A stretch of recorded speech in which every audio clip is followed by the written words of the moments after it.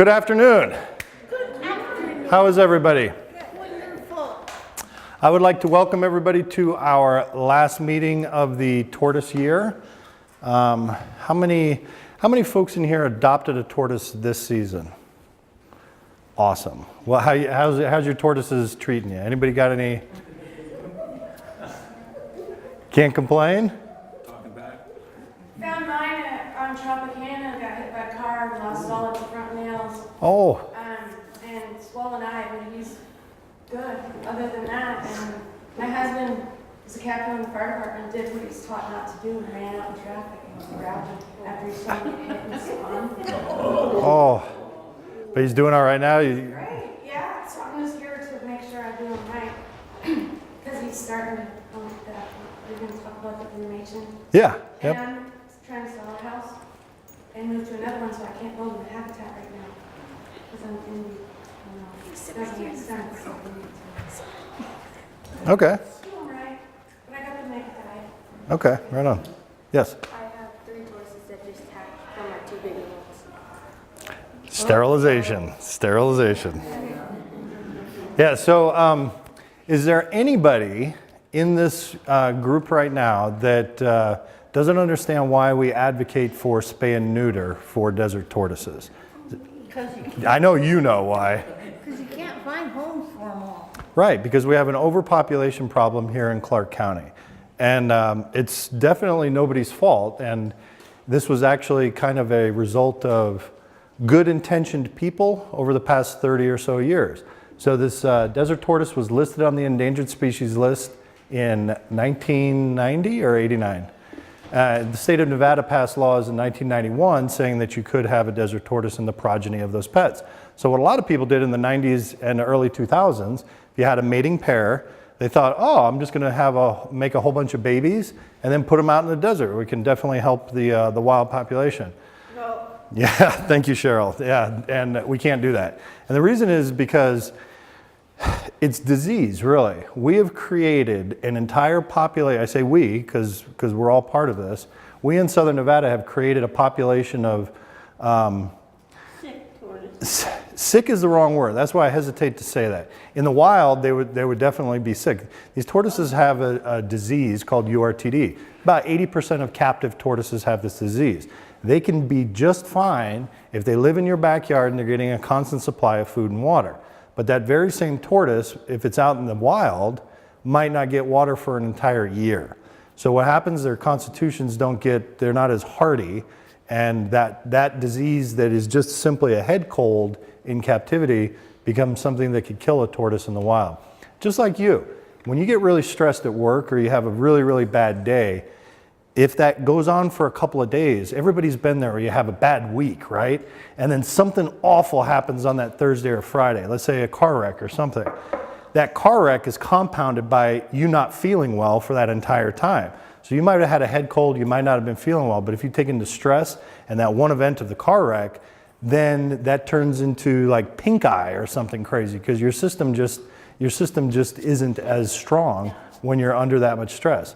And it's the same exact thing for a tortoise in the wild. So having said all that, the majority of tortoises that are in Clark County have URTD, which is fine for our purposes because we are adopting tortoises to other families. But I want to stress this, and I know I keep saying it. For those of you that have heard me say it before, I apologize for repeating. Please register your tortoises. And if you have adults, please consider spay and neuter. Okay? I'll give you guys a quick heads up on Tortoise Group as a whole. How many of you guys voted for the Envy Energy thing? Yay! We won. We won. So that's awesome. We got $10,000, which is hugely important because Fish and Wildlife, the U.S. Fish and Wildlife Service, pulled all the money that they were supposed to give us next year, and that comes out. That's $40,000. That's a pretty big chunk of money for an organization our size. So the Envy Energy money definitely helps. But more importantly, what it shows is the Tortoise Group has a pretty strong reach. What we want to do is we want to reach out to the Clark County commissioners, and we want to let the Clark County Commission know that tortoises are prevalent in Clark County and they should be looked at as pets. Because right now, tortoises aren't even looked at as pets. If you call animal control and you say, I've got a tortoise, just like if you had a dog or a cat, or I found a tortoise, Animal control will not pick up that tortoise. They push the calls towards us. And that's a money thing, because that means that we can't, Sarah and I end up driving and going picking up all those tortoises. We want the county to at least acknowledge them as pets so that animal control can pick them up. We want a space. How many of you guys have been to our habitat before? So our emergency habitat is on private land. And it's a big deal to get there. There's all these restrictions from U.S. Fish and Wildlife and from Nevada Department of Wildlife, which is good. Those restrictions should be there, but we're following the rules. We need more land. There's too many tortoises in Clark County. And who is the governing authority on this? Is the Clark County Commissioners. I say that because all of the folks that voted, Facebook was extremely important in this NV Energy thing. And all of the folks that came out and helped with the pitfall trap earlier in the year. Do you guys remember that thing? Yeah, you were there. Yep. So I'm comfortable now that we have a large enough base to actually push some type of pressure. Now, I'm not talking about standing outside of Walmart with a sign or something like that. There might come a point where I send an email and say, hey, this is a form letter. If you guys feel obliged, send it to your county commissioner. We want Clark County to recognize tortoises as pets. There are between 130 and 180,000 desert tortoises as pets in Clark County. That's a big number, right? To put it in perspective, there's about 200,000 desert tortoises in the entire Mojave Desert. So there's basically as many tortoises as pets in Clark County as there are in the entire Mojave. Yes, ma'am. Get that information back from the letters that were sent? Yes. So we did a census, and we sent out about 40,000 mailers, and then we also did an online portion of that, and we gave all of the data to UNLV. And their CBER, Center for Business and Economic Research, they're compiling the data right now. We're going to get the results in November. What Sarah and I are going to do is we're going to take those results and we're going to hit the desert tortoise biologists and scientific community, because as soon as the scientific community realizes that the captive tortoise issue is an issue, then I think things will start to change. I'm talking about money, of course, because without money, nothing happens. And I'm not saying this because I'm looking for donations, okay? This isn't a lead-in for, a sucker ask or something like that. We always need money. If you want to donate, awesome, great job. But I'm giving you guys an update of where we are as an organization. So with this number, which is scientifically valid, it's UNLV came up with a 95% certainty between the 130 and 180,000 mark. It's probably more than that. But with that number, then we can go to the scientific community and say, listen, this is something that we need to look at. Because if you think about this, Clark County is only one tiny spot in the entire Mojave. You have all of Southern California. Think of how many cities and towns are in like 29 Palms and San Bernardino and LA. That's all part of the Mojave Desert right there. And all of those people, those townships and counties and cities, a lot of those people have desert tortoises. I know because we get feedback from those folks that get on our website and send us emails all the time. So this is just a tiny part. There's way, way more tortoises in captivity than there are in the wild. And it's something that needs to be addressed. So just throwing that out, you guys are members of this community. Just want to let you know. I don't know what we're going to do with the information into 2019. I want to keep pushing it and pushing it. Ultimately, we want some funding for our pets. That's what this is all about. But outside of that, where's our strength? Our strength is with our volunteers. How many of you guys volunteer? Thank you. Thank you, thank you. To each one of you that volunteers, thank you. How many of you guys volunteer with any organization? Doesn't have to be Tortoise Group.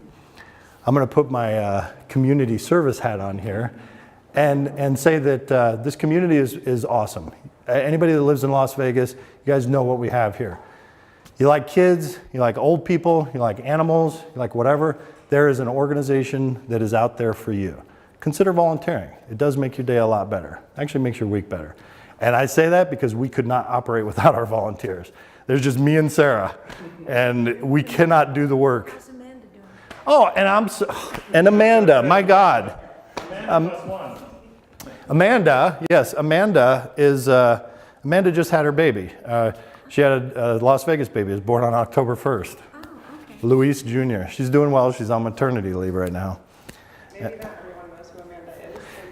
Yes, I'm sorry. Amanda is our outreach and development person, and she came on board in January of this year. So she's been helping a lot with the administrative stuff and trying to get us some more grant money. So these grants are, $1,500, $2,000 a pop, and it all helps to make the organization run. So, so we're doing well. The world's not ending. This is a cool organization, and I definitely see some interesting stuff in 2019. It's my intention to run a sterilization clinic next year. I don't think that we're going to be able to do it for free. In years past, the county has funded that sterilization clinic.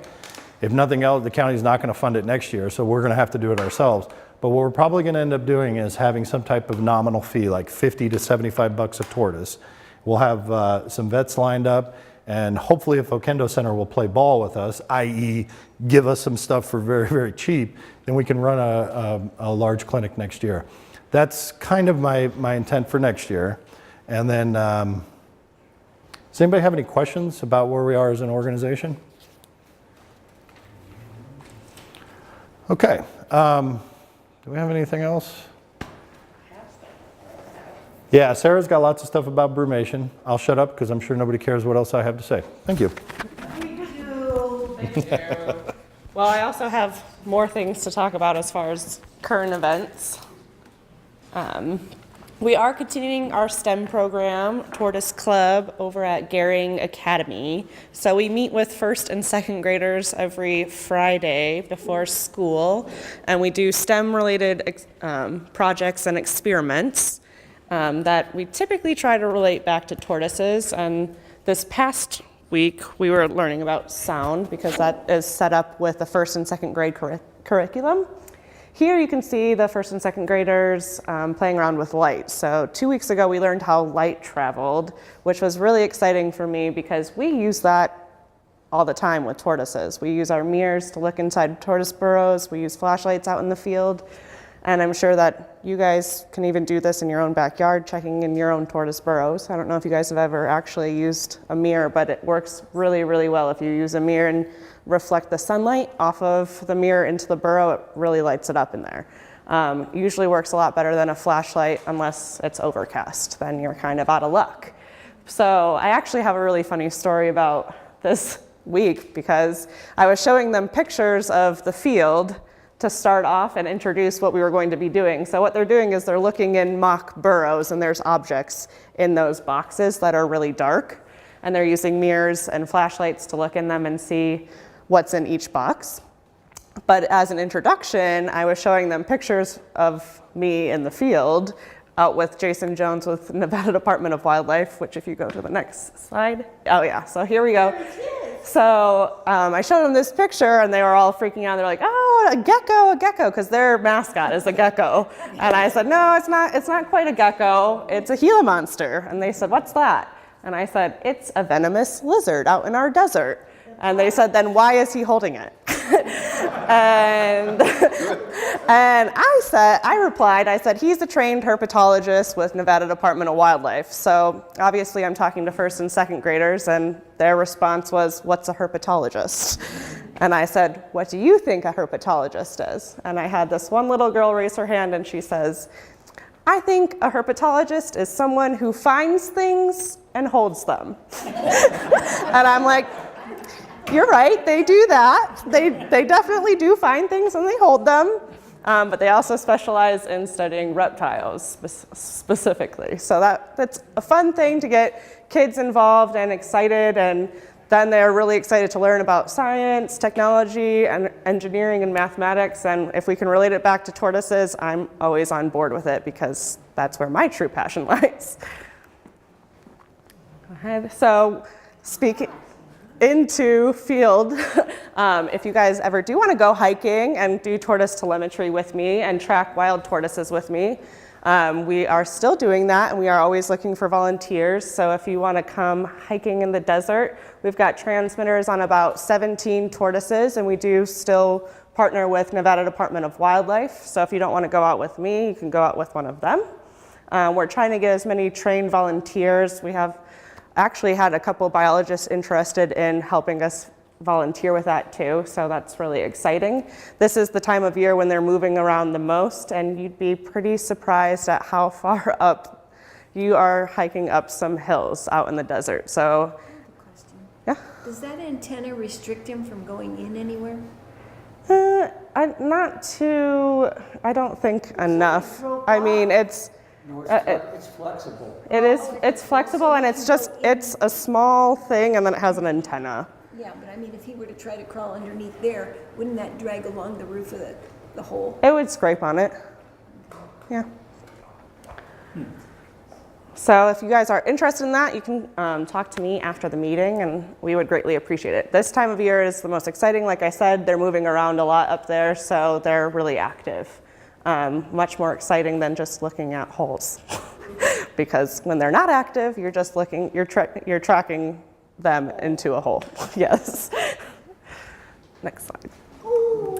So the USGS Head Start project, we updated you guys last time. We had just gone out and translocated the first batch of juvenile tortoises that they were raising. So those guys, update, I did talk to Leslie too, who is our little insider. They're still all living and doing well, which is good. So for those of you that don't know, these juvenile tortoises were grown to a specific size and weight with US Geological Survey, and they've had multiple blood tests run on them to make sure that they're healthy enough to be placed back out into the desert. And they're part of a conservation research project, so some of these tortoises are going to areas that were burned by the 2005 fires. So they're trying to restore that habitat, and desert tortoises happen to be a really good indicator of that. So that also coincides with our jelly rolling project, which I'll get into in just a minute. So our wellness clinics, we had 5 wellness clinics this year, and we saw well over 200 tortoises at all of those clinics combined. Next year, we're talking about doing another 4 clinics in each quadrant of the valley. So we'll continue that, and we definitely need volunteers for that. We always have a decent amount of volunteers and biologists that show up, so thank you guys. We cannot be successful with these clinics without you, so we really appreciate that. We still need help at our emergency habitat. We know we're wrapping up the season, so we're probably going to be going through October, possibly part of November, but I think we should be done by the end of October. These guys, it is cooling down. You don't think so? You think you're going to be going out there into November? Did you have one go under in December? Yeah, but we typically cut back on the volunteers, though, and Annie will just go out there to feed the 1 or 2 tortoises. We don't need a group of people out there. Well, actually, it'll get hot next month. Well, yeah, if it does get hot, then we will still need you. So it just depends. If it stays cooling down, then we will continue to need volunteer help out there. The start time has changed to 8:30, Monday, Wednesdays, and Fridays for about 1 to 2 hours, feeding the tortoises, washing out water dishes, cleaning up scat. That's where you get the most in handling and interaction with tortoises, if that's what you're most interested in. Yes? What's scat? Scat is poop. It's a glorified term for poop. It's dry. Yeah, it is dry poop.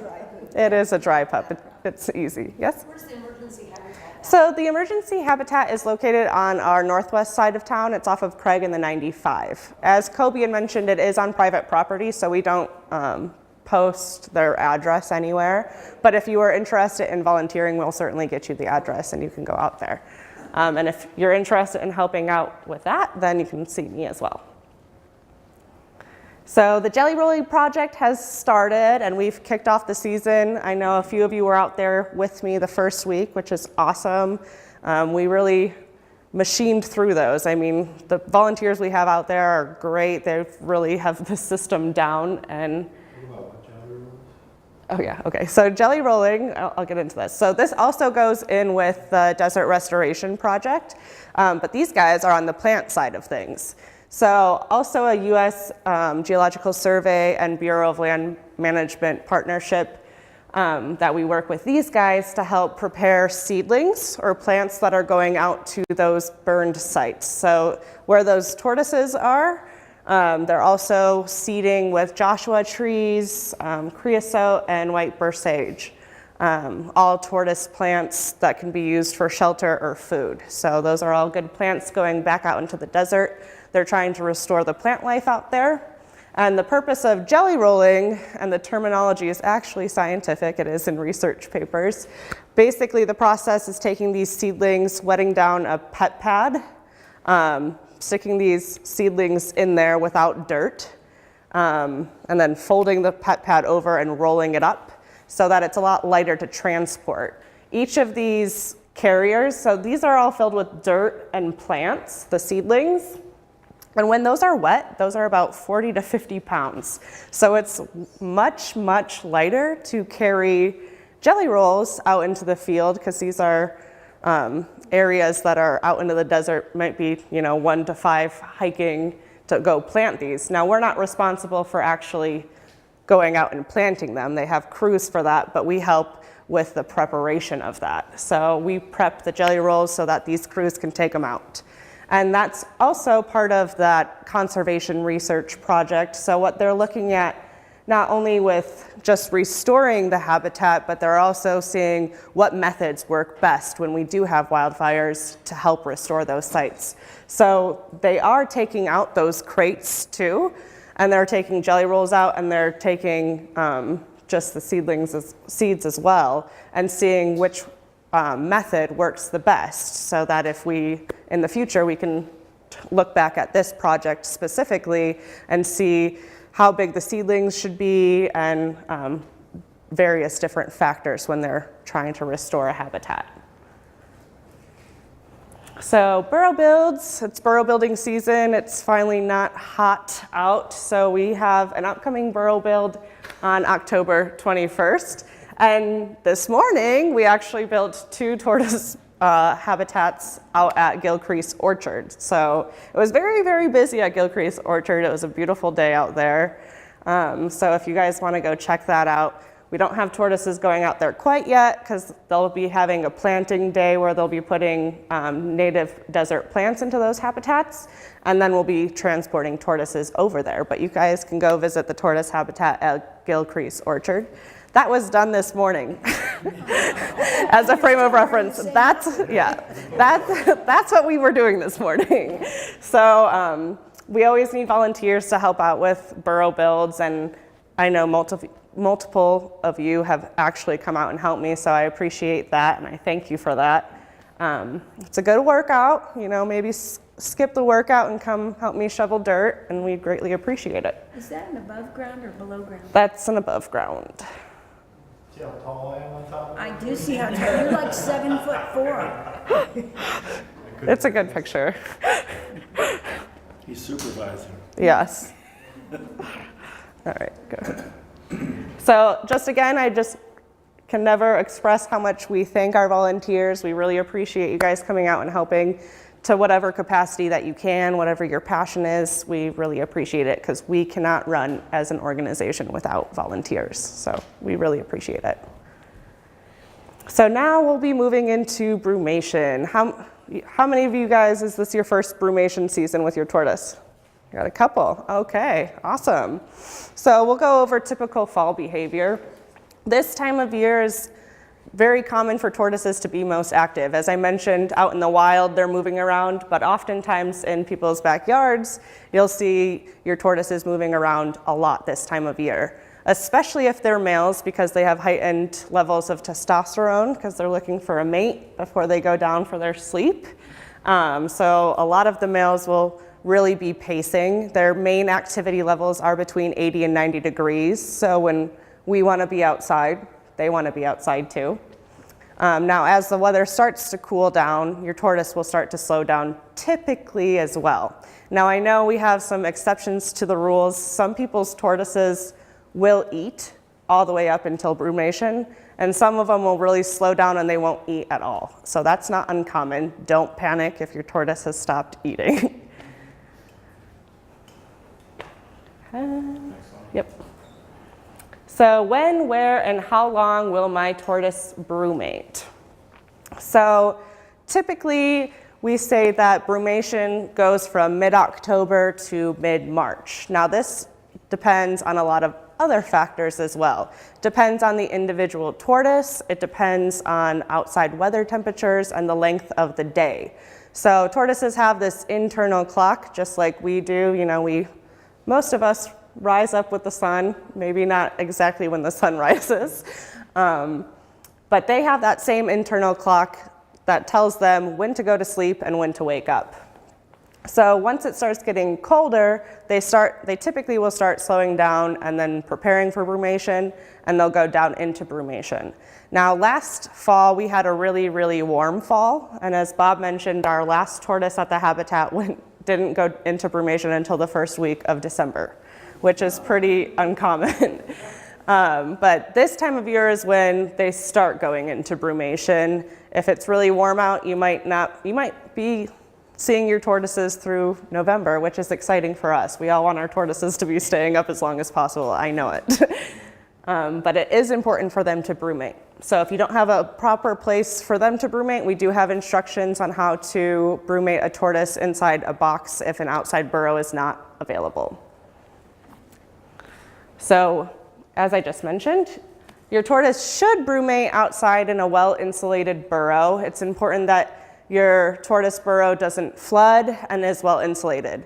And how you accomplish that is by placement, making sure that you're not putting it in a place that's going to flood from the drainage of your house. It's okay if it gets wet inside your burrow, but you don't want standing water.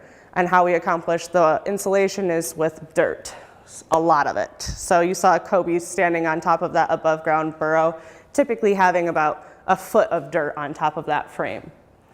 As I mentioned, if you don't have an outside burrow prepared for your tortoises, there are instructions on how to properly brumate a tortoise in a shed or a garage inside of a box on our instructions. And if you have questions about that, you can always ask me and I can go into further detail about that as well.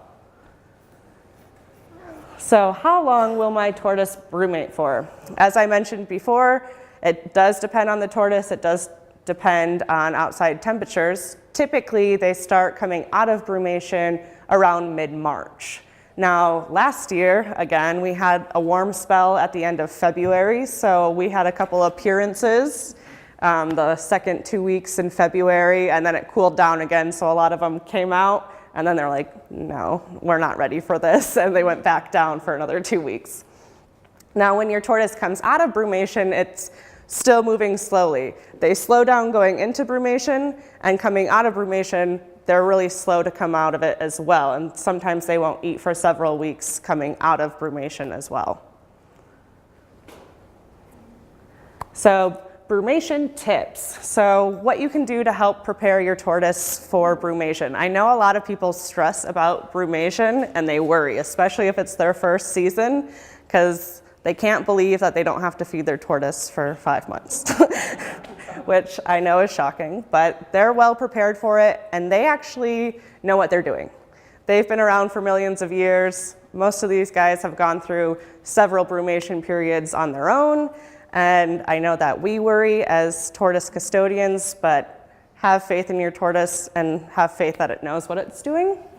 What you can do is offer extra water. So we typically recommend soaking your tortoise for about 15 to 20 minutes in a shallow bin or a Rubbermaid bin, as long as it's shallow water. Lukewarm, halfway up its shell. You want the tortoise to be able to keep its head above water because tortoises cannot swim.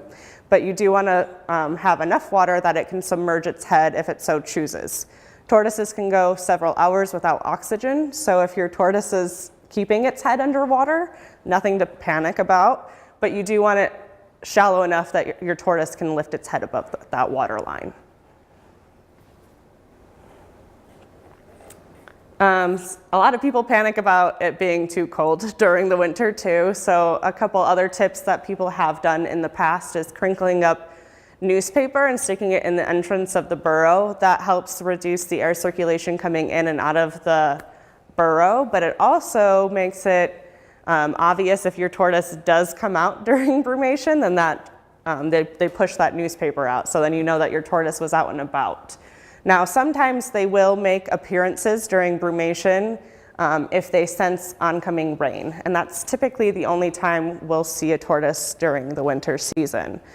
They do have a natural instinct to sense oncoming rain, so it's not uncommon for them to come out for a drink of water and then go straight back down into brumation. Yes?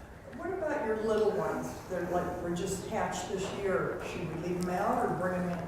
I would still recommend brumating them. You want to make sure that their burrow is nice and snug and well insulated for them. Juveniles have a harder time staying hydrated, so you want to make sure that they're soaked a lot beforehand. They're a lot more fragile than the adults, yeah. Yep. I think that might be it. All right, well that concludes brumation. Did you have a couple questions? Soaking them, because I have a hatchling also, there's just one at the end of August. When you say soaking a lot, like I'm doing like twice a week now, like how many? I would probably stick to once or twice a week with the little guys. With the big guys, we only do it like once or twice before they go down. But yeah, with the smaller guys, I would do it a little bit more frequently than the adults. Any other questions? We have some awesome giveaways. Yes? What's the ideal temperature? We built our burrow last weekend. Okay, so to check. I did a remote. I threw a little remote temperature thing in there just to kind of. Awesome. So typically for brumation, you want the temperatures to ideally stay between 40 and 50 degrees. Okay. It's okay if it falls down to 35 inside the burrow, but you don't want to go any lower than that. Okay. Basically, if the inside of the burrow is freezing temperatures, then they can freeze. Because they're cold-blooded, they're whatever temperature they're in. So ideally, you want to stay between 40 and 50. You don't want it too warm either, because once temperatures are staying above 60 degrees is when they start becoming active again. So you want them to go into full inactivity. Okay. Yeah? I was reading online this one article that said you could brumate a tortoise inside the refrigerator. Is that a thing? I suppose you probably could. I don't see why not. I don't know if you have the space available in your refrigerator, but I don't see why you wouldn't be able to. Okay, just making sure that was actually safe. Not that I'm going to do it. You're going to be opening your fridge to a bunch of tortoises.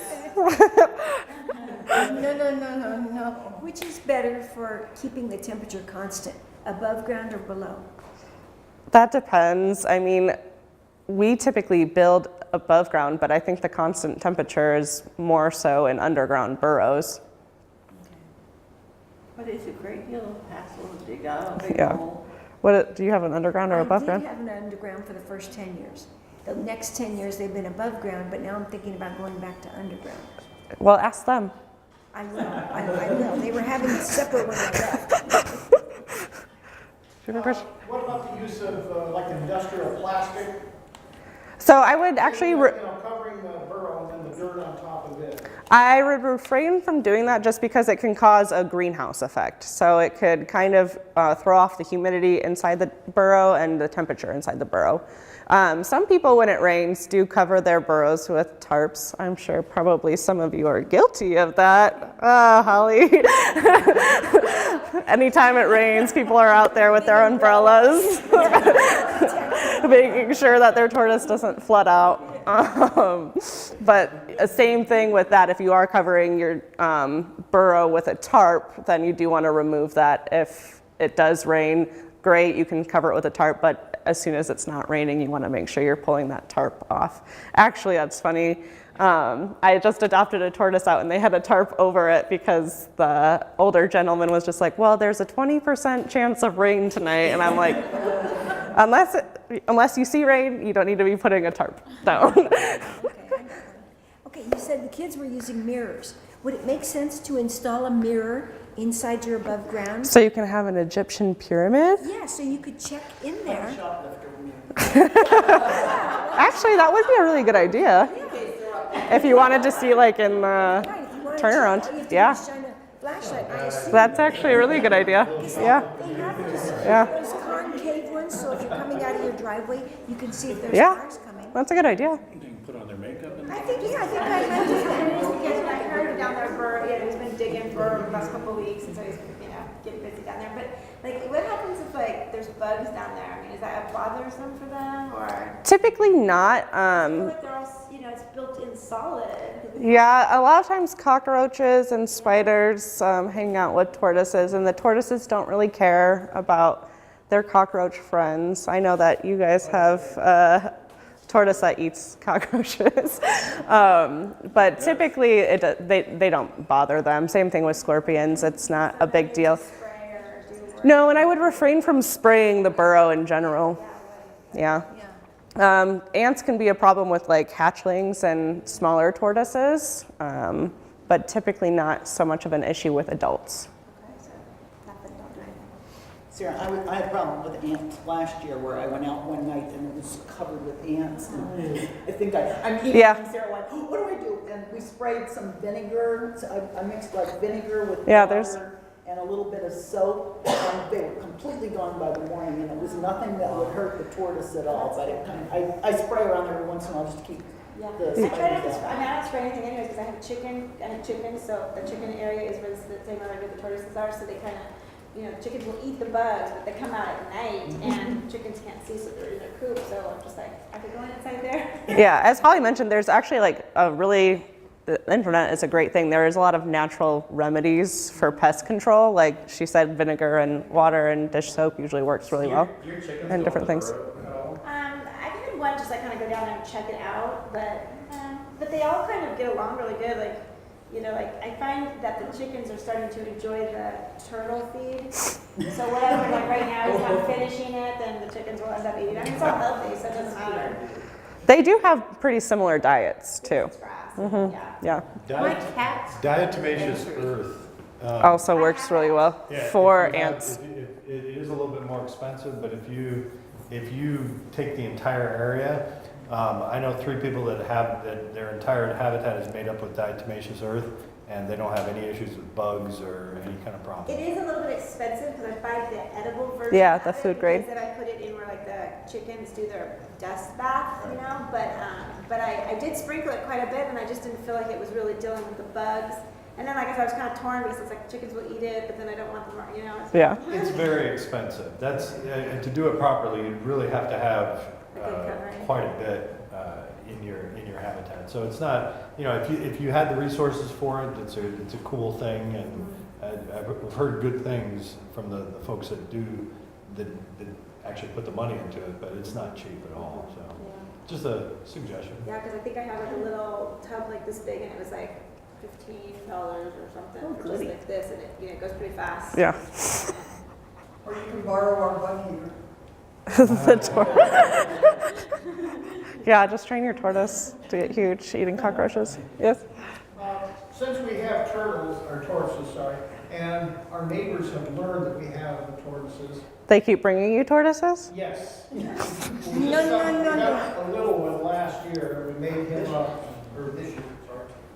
We made him his own burrow and that, because we heard you cannot introduce the small one to the bigger ones. I wouldn't. Typically, adults. Chase the little Yeah. ones. Yeah, they will. So a lot of the times an adult tortoise can like trample the smaller ones depending on, you want them about the same size when you do introduce them, if you decide to introduce them. And once they get up a little bigger, we can introduce. Yes, but if you have juveniles, it's okay to house juveniles together, but we always recommend separating adult tortoises in general, just because males will typically fight one another. And they even harass the females too when they're trying to mate with them. And we also don't want babies. So we typically recommend separating in general, but especially if you have a mating pair. That is not an uncommon problem.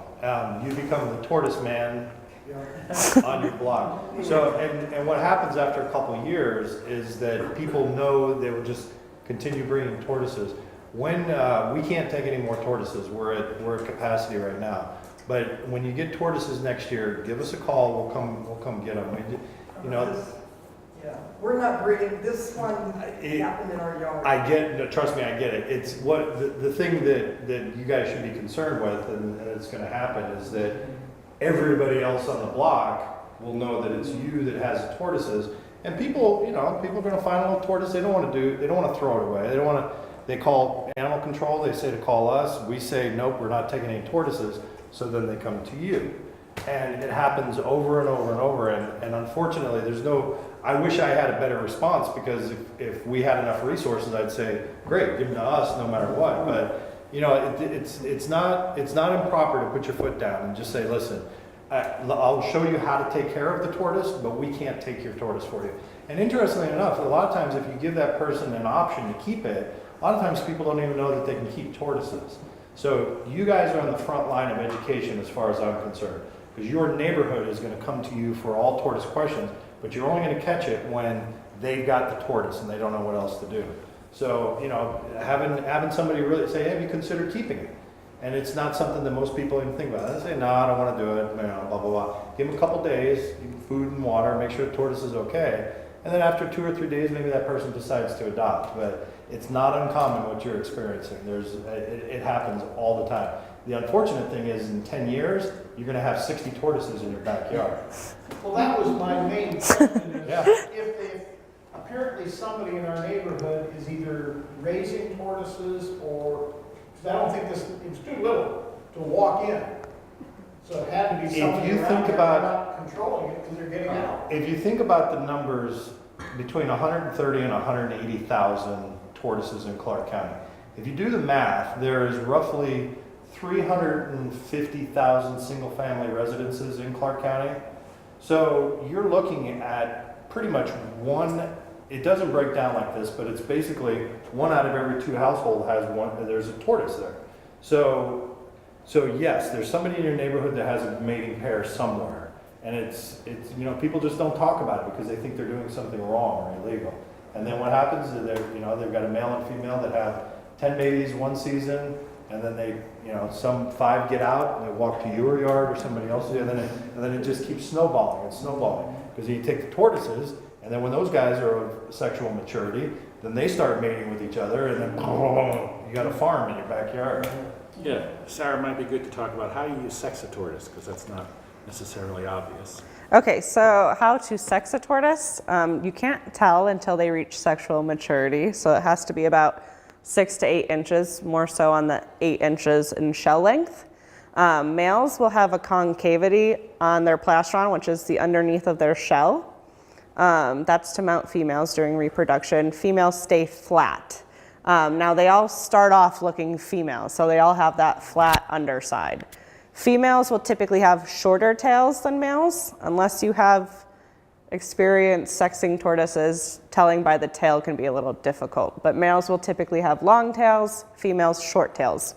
Now on the males, they get long gular horns. That gular horn grows up and out. Right here, this is actually pretty short, it looks like. So the gular horn, maybe we have a better picture. That's how they tip the other ones over. Yeah, that's what they use. So this is a male. So the long gular horn, that's what they use to fight each other. They use that to joust. They use it to hook underneath each other's shell to flip each other over when they're looking for mates. Another characteristic of males is enlarged chin glands. So they'll have these 2 big bumps underneath their head. During this time of year, sometimes you'll see secretions from those enlarged chin glands. That's normal. Discharge from the nose or the eyes is not normal. That would be an indicator that you need to take your tortoise to the vet.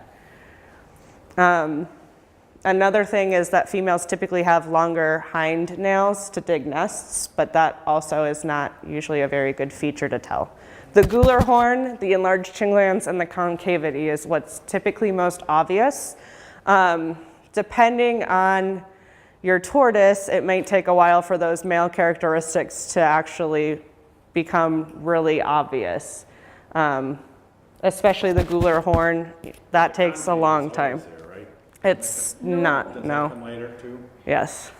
So what age can you start to sex at? That's a trick question. Anywhere from 10 to 15 years old. Okay, that long. So sexual maturity is when you can sex them. And then it's too late. You have what you have. Because tell them how long the semen can last. Yeah, so if you do have a mating pair, your female, if they have mated, a female can produce eggs for several years. So they can hold sperm in their systems and produce viable eggs. So even once you separate your mating pair, you will still have babies, most likely. And I've heard for up to 10 years. So you can have, it can become a really big issue. You can go from having 2 tortoises to having 20 in one season. Which is why some yards are filled with them. Yes, so a female can lay anywhere from 1 to 14 eggs in a clutch and up to 3 clutches in a year. So you can go from having a couple tortoises to having a really big hoarding problem pretty fast. And hatchlings are super cute, pretty easy to get rid of at first, but then eventually you run out of friends and then you start calling us and we say, hey, stop breeding your tortoises. We don't have room for all these hatchlings. We've had our tortoise for about a month now, and so it's just kind of leading right up into everything. But is there a way to visually tell if they've been sterilized? So typically when they're sterilized, they're notched. Let me see if I could find a better picture of it, actually. So typically they're notched on this caudal scoop. So right here you'll see 2 notches on that scoop. Oh, okay. But that's only if they've been notched fairly recently, and you guys did it. No, not Do vets' necessarily. offices do that? They typically do as well. They're trained to because they were trained to do that at the sterilization clinic. Okay. So So pretty much everybody here will do that? pretty much. But a lot of the times tortoises aren't sterilized. Yeah. More often than not, they're not sterile. Yeah, more often than not, they're not sterilized. But if they are, they typically will have those notches. Where is the sterilization clinic? So we typically do the sterilization clinic at the Oquendo Center, which is by the airport. It's like a vet facility where they teach vets. It's very cool. And how old is the sterilization? How old do they? They do have to be sexually mature for them to sterilize tortoises. They do have to be a specific size, and they do have to meet some qualifications ahead of time. If they're around 8 inches, the vets will decide if they think they can do it or not. And if they're female tortoises, there's other factors that go into it too.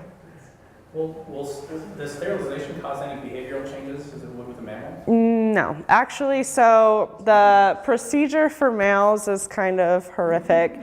They don't remove the testes. So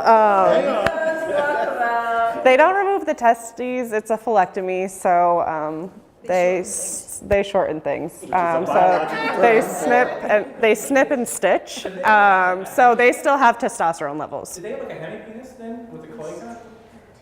Like, is that how they're? Yeah, Okay. their phallus comes out of the cloaca. Okay. That's where all the magic happens. Yeah. Make sure. With brumation coming up, is there anything special that we should feed before they? No, so typically the reason behind them slowing down and they typically stop eating is because they actually want to empty their systems before they go into brumation. Brumation is a reptilian form of hibernation, so it's a little bit different than mammals. Basically with reptiles, so mammals store up a bunch of fats and then they utilize that over hibernation. You know, they like double in size and then they lose half their body weight during hibernation. They used up all those stored energy fat cells. With reptiles, completely different. They just go inactive. So they slow down their heart rate, they slow down their metabolism, and they just really don't move around. Water is the important thing. Yeah. That's why we say soak. So, we've had ours for like 10 days now. I haven't actually seen him drink anything. I've seen him truck through the water, but he won't stop and drink. That's not uncommon. I kind of hold him off a little bit and he was okay with that. So, like, is that sufficient? Or should I oh, you need to soak? I would put him in a bin for at least 10 minutes. Sometimes they get really antsy and they want to get out of there, but I would at least soak them for 10, 15 minutes. even though he might not like it. They can go a really long time without water. In the wild, they can go over a year without water, so it's not uncommon to not see your tortoise drink. Okay.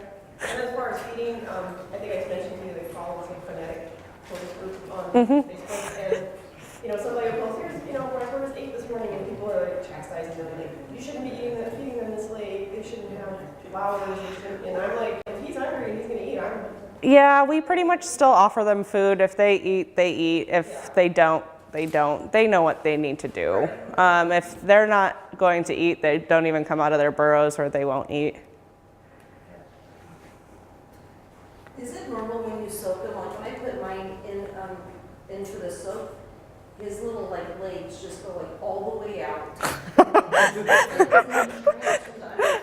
I think they. His head goes down. It's just he seems relaxed. Yeah. And then he starts doing the cruise around the outside of the bin, in the water. But sometimes it looks like he's kind of floating too, because he can't quite get his, it's underneath his chin. But I don't know, a few steps it looks like It's floating around. You have a little one too.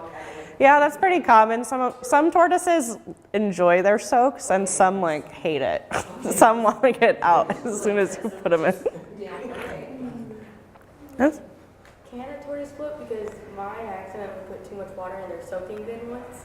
Occasionally they can float, but typically they will sink. Because he started floating, I was like, what the? Occasionally, because you have little ones too, they might be able to float, but adults, when they fall in pools, they sink. Yeah. How do you know the wild ones are going out soaking themselves? We don't necessarily know that. They do dig catch basins and little puddles that they wait for the rain to collect in. Yeah.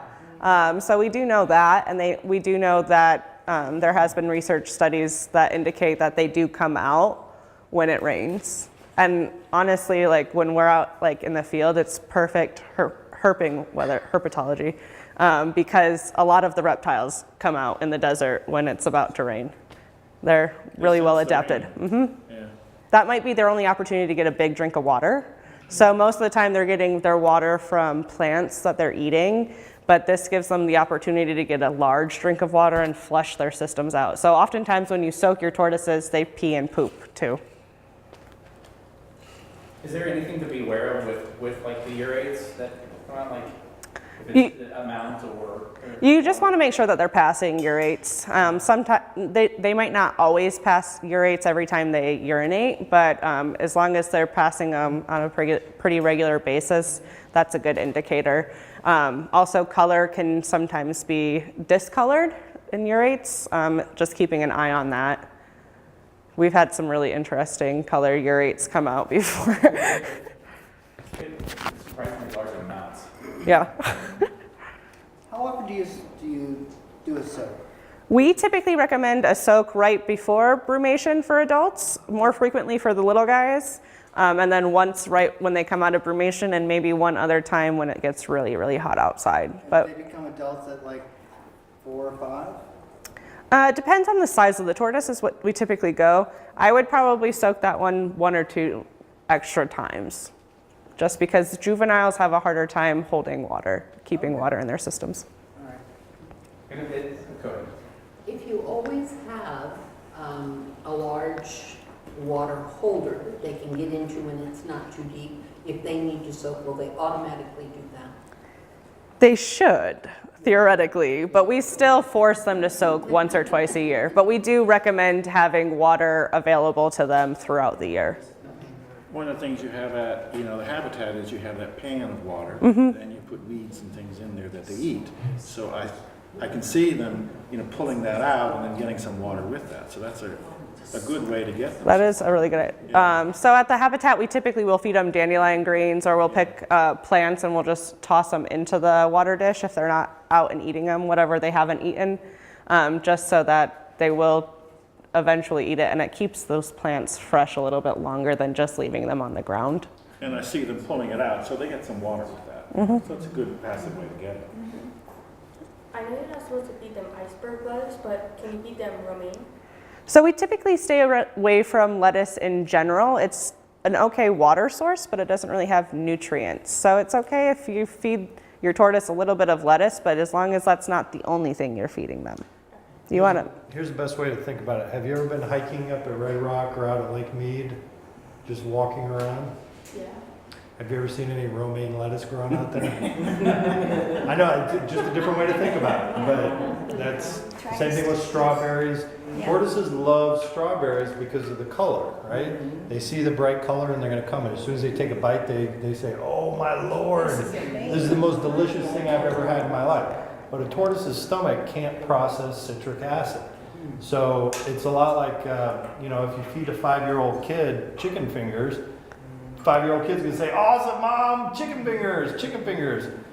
Well, you can't feed a 5-year-old chicken fingers for 5 years, right? It's just not healthy. The kid's gonna tell you he's happy the whole time, but it's just not happy. It's the same thing with, you know, certain types of fruits and lettuces. So good general rule is some type of tortoise food, and that's what this grassland. And you is. have grasslands Yeah, too. you said you guys got some of those. That much in my bottle. That's okay. Ours wasn't eating very much of it, like getting it wet, like kind of turning the mush and mixing it in with it, kind of almost tricks him. Yeah. And then he's like, oh, it's okay. Even if they're eating around it and eating stuff out of it, eventually they'll get on it if you keep offering it to them and mixing the other stuff in with it. Mine loves the grassland. Yeah. Some of them really get hooked on it. And for all the concerned custodians out there, please remember that a tortoise can go up to a year without even drinking water, much less eating food. So I feel it myself when I've got hatchlings. I pick up tortoises all the time. I'm like, I should feed these little buggers. I should feed them. I should feed them. These animals are designed not to eat a whole bunch. So when you think about your dogs and your cats, your heart goes and you're like, I want to make sure these little guys are taken care of. It's okay to err on the side of not feeding them a lot. Water is a little bit different story, especially around brumation time. And in fact, we might be too much water. That's a different story, and we don't want to get into that. But just keep in mind that these animals over 25 million years are designed not to eat and drink all the time. So, and what do? We feed them. We give them water all the time. So if the tortoise isn't eating, it's all right. Everything's cool. Now, if your tortoise goes for 6 months without eating, probably a problem. Or if it's showing signs of upper respiratory infection, then that would also be an indicator that that's not okay. A lot of times when they get those upper respiratory infections, they will stop eating because they lose their sense of smell because their nose is all blocked up. We can relate to that somewhat in a human way. Even when we're sick, you know, things don't taste very good. So will they pee naturally, like in their hives or in their burrows? They do, yeah. So it's not uncommon for them to pee and poop in their burrows. They actually create their own microclimates in their burrows. It's a mess in there. I took mine apart and it was full of poop in there. So I raked it out and I left a few. I figured they needed something, so I took all the rest of it out. So I'm gonna have a messy house. Do you recommend going in once a year and cleaning out that burrow? You can. I don't think your tortoise really cares either way, but if you do, you can. Is it common, because I used to let my bigger tortoises roam around our lawn, and they would start eating the dog poop. Yeah, that's pretty common. I mean, there's only. They seem to actually like it. Yeah, there's that protein content. They do. Yeah, they do like it. Yeah. Dogs do. My dog eats poop. Yeah. Some dogs do it. I mean, you just want to try to keep it under control as best you can, just because there is a higher protein content in dog poop. But there's only so much you could do to deter them from eating dog poop, unfortunately. Same thing with your cockroach problem. He has Exactly. well, Embrace it. Embrace it. so he has a tortoise that eats cockroaches. Yeah, and he's significantly larger. I wish they'd eat the ants. Yeah. Cockroach is really high in protein. And if your Yeah. dog's eating poop, So the one that eats cockroaches is like way larger than their others. put meat tenderizer on your dog. Meat tenderizer? Oh, okay. Well, it changed the. Okay. It'll usually stop them from eating. Really? I didn't know that. Yeah, it does work. Interesting. Sometimes there's something wrong. Let's give some stuff away here. You can be in charge of that. Okay, we got a bunch of stuff we want to give away here. This is probably the coolest thing here. What is this port? What is this? I'm gonna get it for you. Okay, so we'll start with these little guys, nice little Christmas ornaments. Well, let's see, how are we going to do this? We'll ask some questions. Yeah. Yeah. How many scoots does a tortoise have on the top of its shell? That's a hard one. Well, maybe 9. no. No. You got one right there. You can, no, you can't. He can't. Go ahead, shoot. There's 13 scoots on the top. Lucky That's 13. Christmas ornaments there. Let's see. These are not the best in the world, but they're little coasters. What's a good question? I'm drawing a complete Well, blank you here. can put some on brumation. When do tortoises typically go into brumation? Oh, October. October, great. That's when mine go every year. I need those myself. I can tell. If they would turn out a little bit nicer, I was actually thinking about selling them. Okay, when did D-Day happen? First person. No, that's Pearl Harbor Day, D-Day. What year? 1944. You can't, no, you already got some. Somebody raise their hand, who wants this? It's the 75th I know, anniversary, so I know it's something 1943. June 6, 1944. Mystery. 44. My brain is full of biology. Good job, though. I just know it. I have a lot of military brothers. Thank you. These aren't perfect. Thank you. Let's see here. What's a Golden Knights record right now? June 4, yes, sir. There you go. Okay, who is the general manager of the Golden Knights? There you go. All right. So let's see.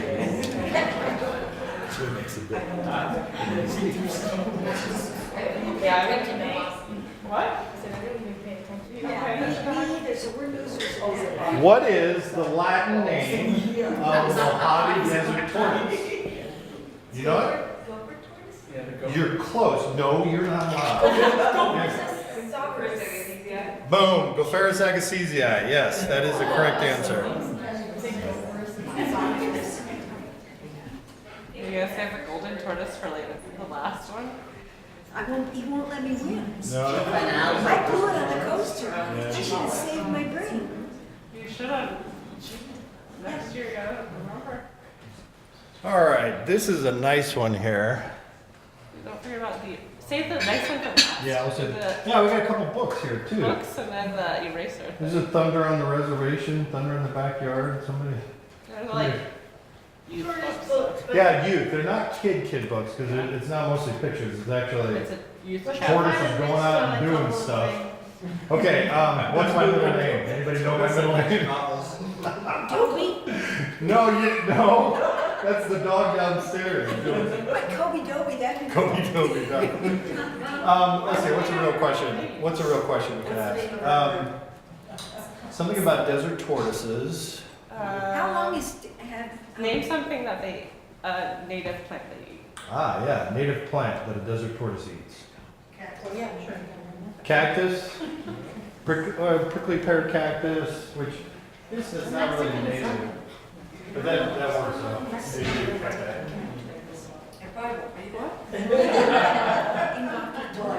Yeah, I might learn something. Who knows? She didn't want. Who did? Next week, Rose? Yes, ma'am. Thanks.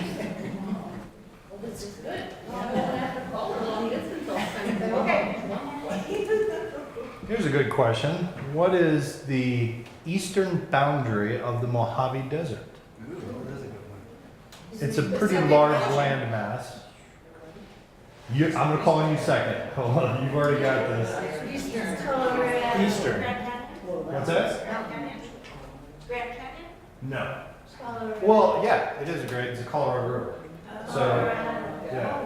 So both of you guys get, let's see.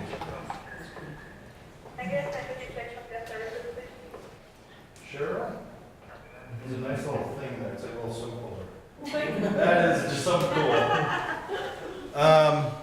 Here we got an old school T-shirt from. Tortoise for volunteer. Okay, better say what size it is, so. It's an extra large. This is a pretty big shirt. When was Tortoise Group founded? 1984. 2000. No, much older. 1986. Nope. 1981? No, 1982. Well, I was there in 81. Well, actually, no, I take that back. That's when we got our 501c3 status. So, Tortoise. Betty and I got it together. She wanted something more than those coasters, that's it. Well, you're the ringer. I mean, you can't just walk in and answer. You can't, what is that called when you're going against someone? What is that called? I forget that word. Let's see. Golden Tortoise. What is that? It's It's a casserole dish. yeah, it's like a little dish. And for the life of me, I don't know what this is made of. It almost feels like porcelain. It sounds like that. It's a casserole dish. It's not metal, but yeah, candy, a candle. You can keep your cart keys in there. You can reach it. But I think it probably is a kid. Let's see. We got to think of a good question for this one. Not sports. It should be tortoise related. We'll make it tortoise related. What's the oldest tortoise we've ever had? Who the Golden Knights be to? Here's a good question. Can anyone name another type of Gopherus tortoise? You're a biologist or something. Stop. You don't get to answer that question. Can anybody name another type of desert tortoise? So this is our tortoises are the Mojave tortoises. There's actually 5 species of North American land tortoises. You know? What's that? I'm not problem. A sulcata? No, sulcata is a African spurred tortoise, but you're on the right track. There's a so one of the 5 North American tortoises. Anybody know? I don't know if the correct pronunciation is Sonorans. Boom, the Sonoran. Yes. So Sonoran is Gopherus moroffi. You're absolutely right. There you go. It's old tortoise. There's an easy question. What tortoise lives on the other side of the Colorado River? The Sonoran, yeah, and the Colorado River is what, it's crazy, if you look at a map, the genome stops right at the Colorado River. Everything west of the Colorado River is Gopherus acacesi, which is our desert tortoises, those are the ones that we know, and then everything west into the Sonoran Desert is Gopherus moroffi, which is the Sonoran tortoises. They look almost exactly the same, but they have a little bit different brumation patterns, and they typically go up and higher up into the hills. So that's Outside of why that, they they can't swim. We don't want them crossbreeding. It's interesting. Yeah. Tortoises can't swim. tortoises cannot swim. No, so it makes sense. You got a big river, they're not going to go across. But even with humans, you know, The river wasn't always there, so at one time. Okay, that's yes, ma'am. I'd like to make an announcement. Holly, please make an announcement. This is very bittersweet for me because this is my last meeting here.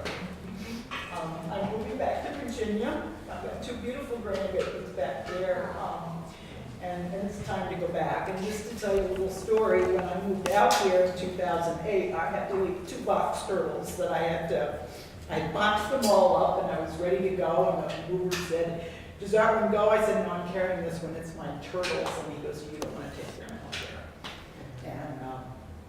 And it was very hard for me to take them out of the box and let them go in the backyard. They were wild turtles. One had found its way in my yard, and then another one, I was a police officer, almost got hit by a car going out to try to rescue one on the highway, so I can relate to that story. But anyway, as soon as I got out here, I contacted the Tortoise group right away, and Betty was, you know Betty, she happened to have box turtle, and she said, look, somebody dropped this off, so why don't you take it? And I did, and the turtle had died the first time in June when the temperature went up to 110. And I knew right then and there I had made the right decision by not bringing those two deer turtles out here. So after 6 years, it's time for me to let Buddy go. And I have been so blessed to meet Sue, who is adopting Buddy for me. She's in training right now. We brought her here so we can get her all educated. And we're gonna get her burrow and everything built. I'm gonna miss you all, but I'm gonna go back there and find some box turtles to love too, So one thing I was to make an announcement, Kathy Uecker and Sarah and I volunteer out at the women's prison off of Leon and 15. And Kathy asked me to make an announcement if there's anyone here that's been through the training, that can go out to the prison. Once a month we go out and we'll take some plants and things, or lettuce, romaine lettuce, just as a special treat, not as a regular. And the tortoise food, and talk to the women and see how their tortoises are doing, check on their health. So if you've been through all the what do they call it, master volunteer training, and you're interested in doing that once a month, please let Sarah or Kathy or Cody know, because I'm not going to be able to do that anymore either. So this has been so much fun. Just a short trip to come back one day. Well, yeah, once a month. But anyway, it's been so much fun. Gonna miss you all. Thank you, Holly. You bring up a great point, and something I forget about quite often is with the work that is you, Kathy, and Sarah. We have volunteers that go to the women's prison, and at the women's prison they've got how many tortoises? 3. So you got 3 tortoises out there. And it's a boon for the prisoners. They gives them something to look forward to, So thank you, Holly. Thank you for helping out with that.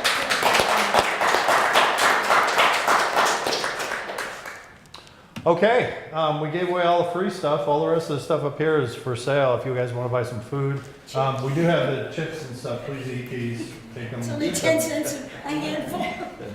No, those are Yeah, we'll try. Do not feed these to your So, tortoises. 12 cents an onion ring. No, I meant this tortoise, not people food. Sure. Kobe Yogi. Tortoises don't eat flat. What is your middle name? Daniel. That's the same as Dobie. Yes, sir. We came out a little bit late. We understand we won the contest. Yeah, for Andy Energy. So thank you for everyone that voted and encouraged their friends to vote. I know that we've got a couple emails from people that were like, I've been telling all my friends, and I was as well. And the students at STEM were hoping to vote for us too, and all of you guys that voted for us. So awesome. What was the award? $10,000. $10,000 for NB Energy. They were doing. It's a popularity contest, really. Yeah. It was a bunch of, what NB Energy does is throughout the year, they've got 3 different things they focus on. One was veteran stuff, one was environmental, which we took part of, and I think there's youth services is the other one. And they put all of us into a hopper, and it was crazy because there was, I think, 30 different Yeah, there was a lot of organizing. 21. And we were dead last listed. So you had to scroll through and actually find us. And the one that was number 1 was the Blind Center for quite some time because they were just first. So people were just voting. So we had some worthy competitors, and we had enough support throughout Southern Nevada to beat out some really good organizations. To include Springs Preserve, actually. Springs Preserve was in that group as well. So. Yeah. You guys should have been telling all your visitors to beat us. I told all my friends to vote for the tortoise. All right, have a wonderful winter, and we will see you guys in the spring. And those of you that are volunteering over the winter, give us a call. I have to actually go set up Haunted Harvest right now, but Oh, I can help you. I got a